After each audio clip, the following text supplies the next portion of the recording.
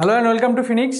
তো আগের এপিসোড পর্যন্ত আমরা দেখেছিলাম যে কোষ, সেটা ইউক্যারিওটিক কোষের, উদ্ভিদ কোষ এবং প্রাণী কোষের যে বেসিক কিছু স্ট্রাকচার, সেই স্ট্রাকচারটা আমরা দেখেছিলাম। উদ্ভিদ কোষের স্ট্রাকচার কীরকম এবং এর মধ্যে কী কী অঙ্গাণু আছে, প্রাণী কোষের স্ট্রাকচার কীরকম এবং এর মধ্যে কী কী অঙ্গাণু আছে, উদ্ভিদ কোষ এবং প্রাণী কোষের পার্থক্য আকারে এবং তাদের ছবি সহ তাদের স্ট্রাকচারটা আগের এপিসোডে আমি দেখেছিলাম। তো আজকে এবার আমি বলেছিলাম কি এরপরে এদের যে কোষ অঙ্গাণু আছে সেগুলো একটা একটা সম্পর্কে এবার আলোচনা করব। তো কোষ অঙ্গাণুতে যাওয়ার আগে আমরা আলোচনা করব কোষের যে আবরণ, সেই কোষের আবরণ, অর্থাৎ উদ্ভিদ কোষের ক্ষেত্রে এটা থাকে কোষ প্রাচীর এবং কোষ পর্দা, এবং প্রাণী কোষের ক্ষেত্রে থাকে শুধুমাত্র কোষ পর্দা। এই কোষ পর্দা এবং কোষ প্রাচীর সম্পর্কিত যে কোষের যে আবরণ, কোষ পর্দা এবং কোষ প্রাচীর, সেই সম্পর্কিত আলোচনা হবে আজকের এই এপিসোডে। তো ভিডিওটা স্কিপ না করে শেষ পর্যন্ত দেখতে থাকো। প্রথমেই আমরা যদি আলোচনা করি কোষ পর্দা, কোষ প্রাচীর সম্পর্কে। কোষ প্রাচীর কার দেখা যায়? আমরা জানি যে কোষ প্রাচীর শুধুমাত্র উদ্ভিদ কোষে দেখা যায়, প্রাণী কোষে দেখা যায় না। তাহলে কোষ প্রাচীর যদি আমি করি, কোষ প্রাচীরটা আমি যদি ছবির মাধ্যমে দেখার চেষ্টা করি, দেখো ছবি না আঁকলে বুঝতে পারবে না। আগের দিন আমি একটাই সেল এঁকেছিলাম, উদ্ভিদ সেল বলেছিলাম যে এরকম ষড়ভুজ আকৃতির একটা কোষ হয় উদ্ভিদ কোষ, এবং এই উদ্ভিদ কোষের বাইরে এরকম আবরণ থাকে, সেটাকে বলা হয় উদ্ভিদ কোষের বাইরে একটা, এটা হচ্ছে কোষ পর্দা, এবং উদ্ভিদ কোষের বাইরে এই ধরনের সেল ওয়ালটা অর্থাৎ কোষ প্রাচীরটা থাকে। তাহলে কোষ প্রাচীরটা কোথায় থাকে? ঠিক এইরকম উদ্ভিদ কোষের বাইরে থাকে। তো আজকে আমি বোঝানোর জন্য আমি আঁকবো, দুটো কোষ আঁকবো। দুটো কোষ না আঁকলে বুঝতে পারবে না। তো দেখো আমি যদি দুটো কোষ আঁকি, তাই আমি সেই একই রকমভাবে ষড়ভুজ আকৃতির কোষ আঁকবো। দুটো ষড়ভুজ আকৃতির কোষ আঁকলাম, এবং এদের বাইরে এই সেল ওয়ালগুলো আমি বেসিকটা কিছুটা আঁকলাম। ঠিক আছে? তাহলে দেখো এবার এই কোষ প্রাচীরের কাজ কি? কোষ প্রাচীরের কাজটা আমরা সবাই জানি, এটা কোথায় থাকে না, কোষের সব থেকে বাইরে অবস্থান করে।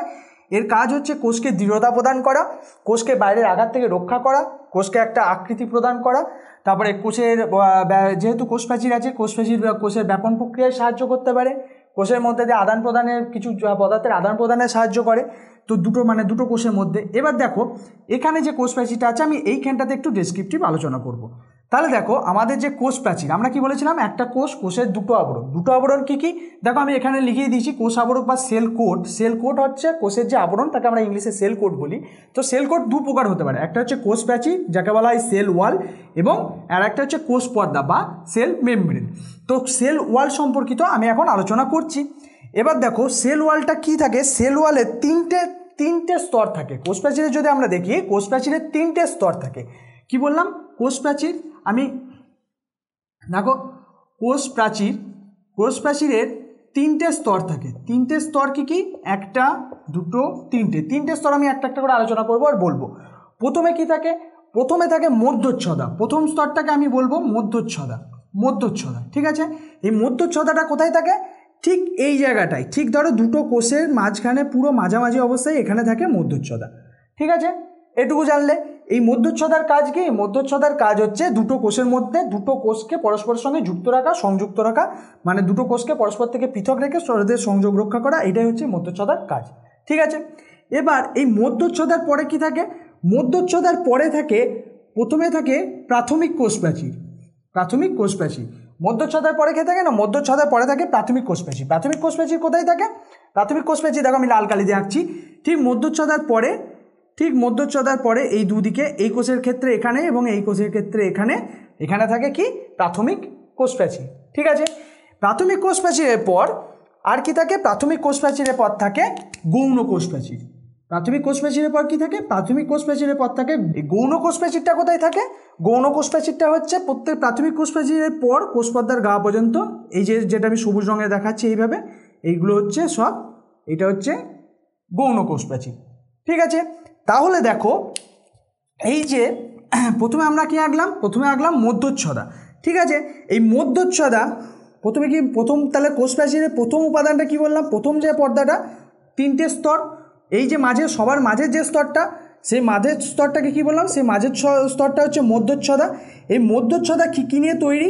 এই মধ্যচ্ছদা ক্যালসিয়াম ও ম্যাগনেসিয়াম পেকটেট দিয়ে এই তোমার যে মাঝের যে মধ্যচ্ছদা আছে, কোষ প্রাচীরের যে স্তর মধ্যচ্ছদা, সেই মধ্যচ্ছদা তৈরি হয়।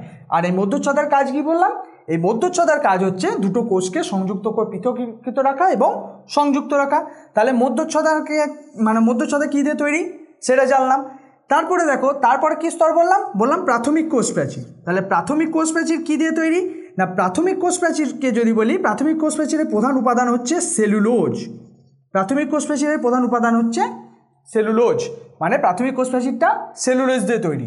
আর তারপরে কি আছে, তারপরে আছে গৌণ কোষ প্রাচীর। গৌণ কোষ প্রাচীর তাহলে কি দিয়ে তৈরি, প্রত্যেকটা যখন জানছি এটাও জানবো, গৌণ কোষ প্রাচীর। এই গৌণ কোষ প্রাচীর হচ্ছে তোমার, যেমন প্রাথমিক কোষ প্রাচীরে সেলুলোজ ছিল, এরও সেলুলোজ আছে। সেলুলোজের সঙ্গে এর কি থাকে, সেলুলোজের সঙ্গে থাকে হেমিসেলুলোজ। হেমিসেলুলোজ থাকে সেলুলোজের সাথে, এর সেলুলোজ ছিল, এরও সেলুলোজ আছে, সেলুলোজের থাকে এর সাথে এর থাকে হেমিসেলুলোজ। লিগনিন, কিছুটা লিগনিন থাকে, পেকটিন থাকে। এগুলো হচ্ছে গৌণ কোষ প্রাচীরের উপাদান। তাহলে আমরা কি জানলাম, আমরা আজকে দেখলাম যে কোষ প্রাচীর দুটো কোষের, আমরা কি জানি কোষের সবথেকে যে বাইরের আবরণ সেটা হচ্ছে কোষ প্রাচীর। এবার এই কোষ প্রাচীরের অবস্থান কোথায়, দেখো আমি এখানটা আঁকছি, মানে প্রত্যেকটা ক্ষেত্রে ধরো এখানে যে কোষটা থাকবে তার ক্ষেত্রেও এরকম 3টে স্তর থাকবে, এইখানে যে কোষটা হবে সেখানেও 3টে স্তর থাকবে, মানে একটা কোষের কোষ প্রাচীরের 3টে স্তর। সবচেয়ে বাইরে কে থাকে, বাইরে থাকে মধ্যচ্ছদা, তারপরে কে আছে, তারপরে থাকে প্রাথমিক কোষ প্রাচীর, এবং তার ভেতরে কে থাকে, তার ভেতরে থাকে গৌণ কোষ প্রাচীর। তার মানে আমি দেখাতে চাইলাম, এই যে তোমাদের এখানে কালো রঙের যে দাগটা দিয়েছি, এই কালো দাগটা এইটা হচ্ছে মধ্যচ্ছদা, এটা হলো মধ্যচ্ছদা কোষের, এটা মধ্যচ্ছদা। এখানে যে লাল রঙের যে দাগটা আছে, এই লাল রঙের দাগটা হচ্ছে প্রাথমিক কোষ প্রাচীর। প্রাথমিক কোষ প্রাচীর মানে যেটা সেলুলোজ, যার প্রধান উপাদান হচ্ছে সেলুলোজ। এটা কোথায় থাকে, এটা মধ্যচ্ছদার ঠিক পরেই থাকে, এটা হচ্ছে প্রাথমিক কোষ প্রাচীর। এবং এই যে সবুজ রঙের যে অংশটা দিয়েছি এইটা হলো গৌণ কোষ প্রাচীর। ঠিক আছে, তাহলে কোষ প্রাচীরের আমরা কটা দেখতে পেলাম, কোষ প্রাচীরের আমরা 3টে স্তর দেখতে পেলাম। কি মধ্যচ্ছদা, প্রাথমিক কোষ প্রাচীর, গৌণ কোষ প্রাচীর। মধ্যচ্ছদা, প্রাথমিক কোষ প্রাচীর, গৌণ কোষ প্রাচীর। এরপর দেখো আগের ভিডিও যদি দেখে থাকো, সেখানে আমি বলেছিলাম যে কোষ প্রাচীরের মাঝে এরকম কিছু ফাঁকা জায়গা এরা রেখে থাকে, এই ফাঁকা জায়গাটাকে কি বলা হয়ে থাকে, এই যে ধরো এরকম কিছু ফাঁকা জায়গা ওদের রাখা থাকে, ঠিক আছে, এরকম কিছু ছিদ্র থাকে, এই ফাঁকা জায়গাটাকে কি বলে, এই ফাঁকা জায়গাটাকে বলা হয় বলেছিলাম প্লাজমোডেসমাটা। এই ফাঁকা জায়গাটাকে কি বলে, এই ফাঁকা জায়গাটাকে বলা হয় প্লাজমোডেসমাটা। ঠিক আছে, তাহলে এই যে এখানে এর কাজ কি, আমরা দেখো আগের এপিসোডে দেখেছিলাম যে নিউক্লিয়াস থেকে এক ধরনের জালিকা বের হয়, সেটা হচ্ছে ইআর বা এন্ডোপ্লাজমিক রেটিকুলাম জালিকা। এই ইআর বা এন্ডোপ্লাজমিক রেটিকুলাম জালিকা কি করে, এই ইআর বা এন্ডোপ্লাজমিক রেটিকুলাম জালিকা দুটো কোষের মধ্যে এরকমভাবে এই প্লাজমোডেসমাটার মধ্য দিয়ে যায়, এবং এই প্লাজমোডেসমাটার মধ্যে দিয়ে গিয়ে দুটো কোষের মধ্যে এরকম সংযোগ স্থাপন করে।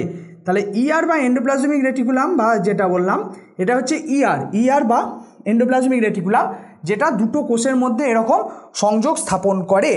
এই যে সংযোগ স্থাপন করে, এই যে প্লাজমোডেসমাটার মধ্যে দিয়ে ইআর গিয়ে যে দুটো কোষের মধ্যে সংযোগ স্থাপন করে, একে আমরা কি বলে থাকি, একে আমরা বলে থাকি ডেসমোটিউবিউল। তাহলে আমরা কোষ প্রাচীর সম্পর্কে যে জানলাম, কোষ প্রাচীর সম্পর্কে আমরা কি দেখতে পেলাম যে কোষ প্রাচীর 3টে স্তর দিয়ে গঠিত, মধ্যচ্ছদা, প্রাথমিক কোষ প্রাচীর, গৌণ কোষ প্রাচীর। মধ্যচ্ছদা হচ্ছে তোমার ক্যালসিয়াম, এবং মধ্যচ্ছদা কি নিয়ে তৈরি, ক্যালসিয়াম এবং ম্যাগনেসিয়াম পেকটেট দিয়ে তৈরি। প্রাথমিক কোষ প্রাচীরে কি থাকে, সেলুলোজ থাকে, কিছু অল্প পরিমাণ লিগনিনও থাকে, এখানে সেলুলোজের সাথে অল্প পরিমাণ লিগনিনও থাকে। গৌণ কোষ প্রাচীর কি দিয়ে তৈরি, সেলুলোজ, হেমিসেলুলোজ, লিগনিন, পেকটিন ইত্যাদি দিয়ে গৌণ কোষ প্রাচীর তৈরি হয়। এবার আমাদের যে কোষ প্রাচীর, তাহলে কোষ প্রাচীরের কাজ কি বললাম, কোষ প্রাচীরের কাজ হচ্ছে আমাদের যে কোষ, সেই কোষকে দৃঢ়তা প্রদান করে, কোষকে বাইরের আঘাত থেকে রক্ষা করে, দুটো কোষের মধ্যে সংযোগ স্থাপনে সাহায্য করে, কোষের মধ্যে ব্যাপন প্রক্রিয়া কোষের মধ্যে কোনো পদার্থের আদান প্রদানে সাহায্য করে, ইত্যাদি কাজ কোষ প্রাচীর করে থাকে। তাহলে এটা হচ্ছে আমাদের কোষ প্রাচীর। কোষ প্রাচীরের মাঝে যে ফাঁকা জায়গাটা হয়, সেটা আমরা কি বললাম, এই জায়গাটাকে কি বলে, এই জায়গাটাকে বলা হয় প্লাজমোডেসমাটা। এই প্লাজমোডেসমাটার মধ্য দিয়ে এন্ডোপ্লাজমিক রেটিকুলাম কি করে, দুটো কোষের মধ্যে সংযোগ স্থাপন করতে পারে, দুটো কোষের সাইটোপ্লাজমের মধ্যে এরা সংযোগ স্থাপন করে। এই যে প্লাজমোডেসমাটার মধ্যে দিয়ে যে এন্ডোপ্লাজমিক রেটিকুলামটা দুটো কোষের মধ্যে সংযোগ স্থাপন করে, তাকে আমরা কি বললাম, তাকে আমরা বললাম ডেসমোটিউবিউল। তাহলে এইটা হচ্ছে আমাদের কোষ প্রাচীরের একটা গঠন এবং কোষ প্রাচীরের কাজ। ঠিক আছে, তাহলে আমরা কোষ প্রাচীর দেখলাম।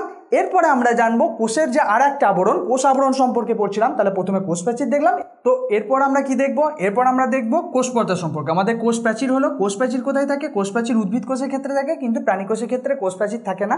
প্রাণী কোষের যে আবরণ, সেই আবরণটা হচ্ছে কোষ পর্দা। কোষ পর্দা কোষ পর্দা কীরকম হয় দেখো, আমি যেটা এঁকেছিলাম উদ্ভিদ কোষের ক্ষেত্রে, উদ্ভিদ কোষের কীরকম দেখতে হয়, এরকম সর্বোজাকৃতি দেখতে হয়। এর এই যে বাইরের আবরণটা, এটাকেই আমরা, এর এই যে বাইরের আবরণটা, সর্বোজাকৃতির এই যে আবরণটা, এই আবরণটাকেই আমরা কি বলে থাকি, এই আবরণটাকেই আমরা বলি কোষ পর্দা। ঠিক আছে, এবার এই যে কোষ পর্দা, কোষ পর্দার কি আবিষ্কার করেন? সি নেগেলি কোষ পর্দার আবিষ্কারক, তাই তো। তাহলে কোষ পর্দার আবিষ্কার কে করেন? কোষ পর্দা আবিষ্কার করেন বিজ্ঞানী সি নেগেলি, তিনি কোষ পর্দা আবিষ্কার করলেন। এবার এই যে কোষ পর্দার উপাদানগুলো কী কী? কোষ পর্দার যদি আমি উপাদান দেখি, উপাদান কী কী থাকে কোষ পর্দার মধ্যে? কোষ পর্দার উপাদান হিসেবে আমরা দেখতে পাই তিনটে জিনিস। একটা হচ্ছে প্রোটিন, 1 নম্বর হলো প্রোটিন, লিপিড এবং কি থাকে 3 নম্বর হচ্ছে কিছু পরিমাণ কার্বোহাইড্রেট। তাহলে আমাদের যে কোষ পর্দা, সেই কোষ পর্দার উপাদান হিসেবে আমরা কি পাই? প্রোটিন পাই, লিপিড পাই এবং কার্বোহাইড্রেট পাই। ঠিক আছে, এবার এই কোষ পর্দা সম্পর্কিত যে মতবাদ আছে, যার মধ্যে একটা হচ্ছে কি ইউনিট মেমব্রেন মডেল। ঠিক আছে, এই ইউনিট মেমব্রেন মডেলের প্রবক্তাকে বিজ্ঞানী রবার্টসন হলেন এই ইউনিট মেমব্রেন মডেলের প্রবক্তা। ঠিক আছে, তাহলে এই ইউনিট মেমব্রেন মডেলটা কি না, ইউনিট মেমব্রেন মডেলটা হচ্ছে, যদি তোমাদের দেখায় যে বিজ্ঞানী রবার্টসন কি বললেন, যে কোষের ক্ষেত্রে প্রত্যেকটা কোষ এবং কোষের যা যা অঙ্গাণু আছে, যেমন মাইটোকন্ড্রিয়া, তারপর তোমার নিউক্লিয়াস, যা যা কোষের ভেতরে অঙ্গাণুগুলো আছে, সেগুলো একটা একক পর্দা দিয়ে তৈরি, এবং সেই পর্দাটা কি নিয়ে নির্মিত? সেই পর্দাটা লিপিড এবং প্রোটিন দ্বারা নির্মিত। তিনি কি বললেন, ধরো একটা কোষ পর্দা প্রথমে ধরো এখানে এই একটা স্তর, প্রথমে একটা কি থাকে, প্রথমে একটা লিপিডের স্তর থাকে, এবং তারপরে বললেন যে তারপরে একটা প্রোটিনের স্তর থাকে। তাহলে প্রথমে একটা করে লিপিডের স্তর থাকে, এটা ইউনিট মেমব্রেন মডেল অনুযায়ী কিন্তু একটা করে লিপিডের স্তর থাকে, এবং তারপরে একটা কি থাকে, তারপরে এরকম একটা প্রোটিনের স্তর থাকে। ঠিক আছে, তাহলে একটা কি স্তর, একটা হচ্ছে একটা লিপিডের স্তর, এবং একটা এই যে সবুজ রঙের যেটা, সেটা হচ্ছে প্রোটিন। তাহলে লিপিডের পরে লিপিডের স্তর, তারপরে প্রোটিনের স্তর থাকে। এইভাবে কোষ পর্দার গঠনটা তৈরি হয়, যে একটা প্রথম স্তর, এই ভেতরে কালো রঙের যেটা, সেটা হচ্ছে লিপিড, এবং লিপিডের পরে কে থাকে, লিপিডের পরে থাকে প্রোটিন। তাহলে কোষ পর্দার ক্ষেত্রে এইটা তিনি বললেন। ঠিক আছে, সেটা কে বললেন? সেই প্রবক্তাটা যে ইউনিট মেমব্রেন মডেল, সেই ইউনিট মেমব্রেন মডেলের প্রবক্তা হচ্ছে বিজ্ঞানী রবার্টসন। কিন্তু পরবর্তীকালে বিজ্ঞানী সিঙ্গার এবং নিকেলসন, তারা কোষ পর্দা সম্পর্কিত কি মতবাদ দিলেন না, তারা মতবাদ দিলেন ইউনিট মেমব্রেন মডেলের পর সিঙ্গার এবং নিকেলসন মতবাদ দিলেন ফ্লুইড মোজাইক মডেল, যেটা হচ্ছে এখন আধুনিক মডেল হিসাবে গৃহীত হয়। কি মডেল বললাম? এই ফ্লুইড মোজাইক মডেলের প্রবক্তাকে, এই ফ্লুইড মোজাইক মডেলের প্রবক্তা হচ্ছে বিজ্ঞানী সিঙ্গার ও নিকেলসন। এই বিজ্ঞানী সিঙ্গার ও নিকেলসন এরা কি বললেন? এরা বললেন যে কোষ প্যাচের ওইভাবে থাকে না, ওইভাবে কোষের আবরণটা থাকে না, তারা ফ্লুইড মোজাইক মডেল হিসাবে থাকে। কীরকম থাকে দেখো, যদি একটা ছবি এঁকে দেখায়, সেক্ষেত্রে হচ্ছে দেখো, ওরা বললেন যে এইভাবে প্রথমে লিপিডের যে স্তরগুলো আছে, এইরকম ওদের কি থাকে, পোলার হেড, ঠিক এইভাবে দুদিকে এইরকম পোলার হেড থাকে। ঠিক আছে, এরকম পোলার হেড থাকে। এইগুলো হচ্ছে লিপিড। ঠিক আছে, মনে রাখবে, এইগুলো হচ্ছে লিপিড। এই স্তরটা কিসের? এই স্তরটা হলো লিপিডের স্তর। এবার এগুলোকে বলা হয় পোলার হেড, এগুলো নন পোলার, এগুলো হচ্ছে পোলার, আর এই ভেতরের দিকগুলো এগুলো হচ্ছে নন পোলার। ঠিক আছে, এগুলো হলো নন পোলার রিজন। তাহলে পোলার, নন পোলার, তাহলে এইগুলো হলো লিপিড। এবার প্রোটিনটা কোথায় থাকে না, কিছু প্রোটিন দেখো, প্রোটিনটা কালো কালি দিয়ে দেখাচ্ছি, কিছু প্রোটিন এরকম ওপরেও থাকতে পারে, কিছু প্রোটিন এদের মধ্যে এরকম গাঁথা অবস্থাতেও থাকতে পারে। ঠিক আছে, আবার কিছু প্রোটিন একদম তোমার এই দিক থেকে শুরু হয়ে একদম ভেতর পর্যন্ত এইরকম চলে আসে, এইরকমভাবে একদম মানে এই দিক থেকে এক ধার থেকে শুরু হয়ে আরেক ধার পর্যন্ত চলে আসে। তাহলে কিছু প্রোটিন কি বললাম, এরকম বাইরেও থাকতে পারে, এগুলো হচ্ছে বহিস্থ প্রোটিন, একদম বাইরের আবরণেও থাকতে পারে। কিছু প্রোটিন এরকম ভেতরেও এইভাবে অবস্থান করতে পারে, কিছু প্রোটিন কিছুটা বাইরে এবং কিছুটা ভেতরে এইভাবেও অবস্থান করতে পারে। আবার কিছু প্রোটিন কি করে, ঠিক এই রকমভাবে এক প্রান্ত থেকে অপর প্রান্ত পর্যন্ত পৌঁছে যায় এবং মাঝখানে একটা চ্যানেলের মতো সৃষ্টি করে। ঠিক আছে, কিছু প্রোটিন এক প্রান্ত থেকে অপর প্রান্ত পর্যন্ত পৌঁছে যায় এবং মাঝখানে একটা চ্যানেলের মতো সৃষ্টি করে। এবার এই জিনিসটাকে উনি ফ্লুইডের মতো কেন বললেন? তাহলে আমরা ধরো এইটা কি দেখলাম, এটা দেখলাম এই যে সবুজ রঙের যেগুলো, এগুলো হচ্ছে লিপিড স্তর।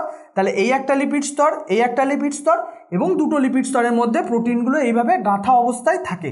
তাহলে এই কালো রঙের এই যে এইগুলো দেখালাম লিপিড, এবং এই যে যেটা ধরো এইটাকে বলা হয় যেটা এরকম বাইরের দিকে আছে, এই বাইরের দিকে যেটা আছে তাকে বলা হয় বহিস্থ প্রোটিন। বহিস্থ প্রোটিন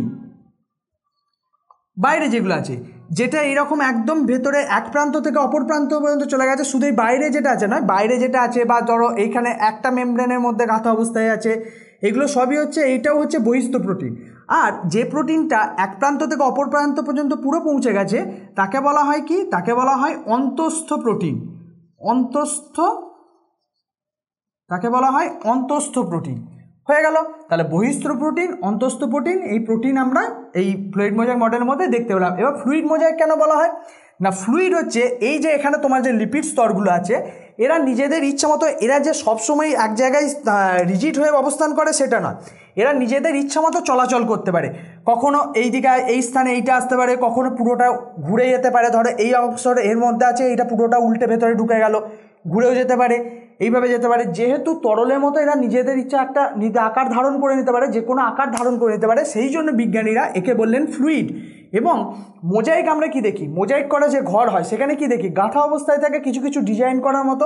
ঠিক এই প্রোটিনগুলো দেখো ডিজাইনের মতো এরকম এই লিপিডের মধ্যে গাঁথা অবস্থায় আছে, কিছু বাইরে কিছু এরকম ভেতরে, ডিজাইন একটা ডিজাইনের মতো এর ভেতরে আছে, কিছুটা বাইরে আছে, একটা গাঁথা অবস্থায় এর মধ্যে আছে। যেহেতু লিপিডের মধ্যে প্রোটিনগুলো এরকম গাঁথা অবস্থায় থাকে, একটা মোজাইক সিস্টেমের মতো দেখতে হয় বলে একে বিজ্ঞানীরা তখন বললেন, এটাকে এই মডেলটার নাম দিলেন ফ্লুইড মোজাইক মডেল। ঠিক আছে, তাহলে আমরা কি দেখলাম ফ্লুইড মোজাইক মডেলে? ফ্লুইড মোজাইক মডেল হচ্ছে প্রবক্তা হলেন বিজ্ঞানী সিঙ্গার এবং নিকেলসন। বিজ্ঞানী সিঙ্গার এবং নিকেলসনের ফ্লুইড মোজাইক মডেল থেকে আমরা কি দেখলাম? যে এখানে প্রোটিন লিপিড প্রোটিন একটা স্তর আছে, পিএলপি মডেল। এই পিএলপি মডেলে প্রোটিনের লিপিড কি থাকে? লিপিডের দুটো স্তর আছে। লিপিডের এই বাইরের দিকে যেটা, এইটা হচ্ছে জল বিকর্ষী বা পোলার হেড, এবং ভেতরের দিকটা হচ্ছে জল আকর্ষী, হাইড্রোফোবিক এবং হাইড্রোফিলিক। হাইড্রোফিলিক হচ্ছে জল আকর্ষী এবং হাইড্রোফোবিক হচ্ছে জল বিকর্ষী। তাহলে দুটো লেয়ার আমরা দেখতে পেলাম, হাইড্রোফোবিক এবং হাইড্রোফিলিক। এবং এর মধ্যে প্রোটিনগুলো কি থাকে? কিছু প্রোটিন বাইরের দিকে অবস্থান করে, মানে বাইরের গায়ে এরকম লেগে থাকে।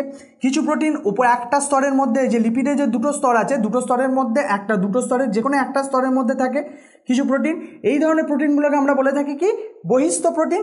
আবার কিছু প্রোটিন আছে যেটা একটা স্তরের এই বাইরের অংশ থেকে শুরু হয়ে আর একটা পুরোটা ভেদ করে গিয়ে আর একটা স্তরেরও বাইরে পর্যন্ত বেরিয়ে আসে। এই যে এই ধরনের প্রোটিনগুলো, এই প্রোটিনগুলোকে আমরা বলে থাকি অন্তঃস্থ প্রোটিন, যেটা দুটো স্তরের মধ্যে একটা সংযোগ, দুটো স্তরের মধ্যে ভেদ করে একটা সংযোগ স্থাপন করে এবং এখানে একটা ক্যানেলের মতো সৃষ্টি করে। এইটা হচ্ছে অন্তঃস্থ প্রোটিন। তাহলে বহিস্থ প্রোটিন দেখলাম, অন্তঃস্থ প্রোটিন দেখলাম এবং লিপিডগুলো দেখলাম। এবার এই লিপিড এবং প্রোটিনের গায়ে কিছু এরকম শর্করা, যেটা বলছিলাম যে কার্বোহাইড্রেট, কিছু এরকম শর্করা এরকম লেগে থাকে। ঠিক আছে, এরকম কিছু শর্করা এর মধ্যে লেগে থাকে। তাই এইটা গেল আমাদের যে বিজ্ঞানী সিঙ্গার এবং নিকেলসনের কোষপর্দা সম্পর্কিত ফ্লুইড মোজাইক মডেল। আর ইউনিট মেমব্রেন মডেলের প্রবক্তা কে ছিলেন? না, ইউনিট মেমব্রেন মডেলের প্রবক্তা ছিলেন বিজ্ঞানী রবার্টসন। তাহলে আমাদের এইটা গেল কোষপর্দা।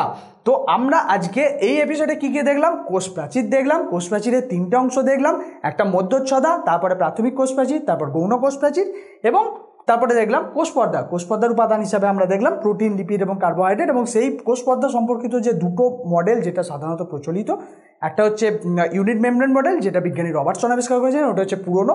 এবং আধুনিক ক্ষেত্রে এখন যেটাকে গ্রাহ্যতা দেওয়া হয়েছে, মান্যতা দেওয়া হয়েছে, সেটা হচ্ছে বিজ্ঞানী সিঙ্গার এবং নিকেলসনের ফ্লুইড মোজাইক মডেল। এইটা হচ্ছে সেই ফ্লুইড মোজাইক মডেলের একটা স্ট্রাকচার। তো আজকের এপিসোডে আমরা এই সম্পর্কিত দেখলাম। ভিডিওটা যদি ভালো লেগে থাকে অবশ্যই লাইক করো, বন্ধুদের সাথে শেয়ার করো। আর যদি কোথাও কোনো বুঝতে অসুবিধা হয়ে থাকে বা কোথাও কিছু মন্তব্য থেকে থাকে, কমেন্ট বক্সে অবশ্যই জানিও। ধন্যবাদ।